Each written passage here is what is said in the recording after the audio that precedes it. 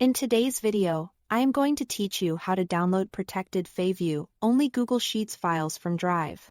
We'll keep it simple and clear, using two built-in URL tricks that work only if the file's sharing settings allow it.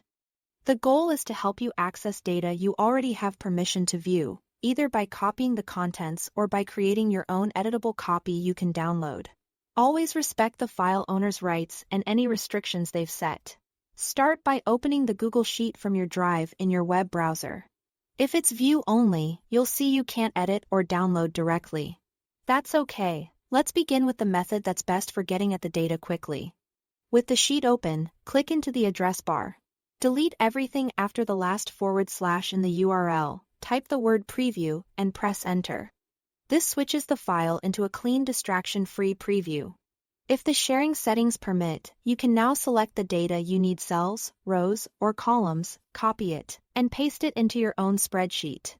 This is great when you only need the values or a portion of the sheet. Keep in mind that what you copy will usually be the displayed data, not necessarily the original formulas or protected ranges. If you find you can't select or copy, that means the owner has restricted that action and you'll need to use the next method or request access. Now let's move to the option that's best for turning a view-only file into your own editable version. With the sheet still open, go back to the address bar. Again, remove everything after the last /, but this time replace it with the word copy. Then press enter. You should see a prompt asking if you want to make a copy. Click Make a Copy. A new spreadsheet opens that belongs to you, and it's fully editable.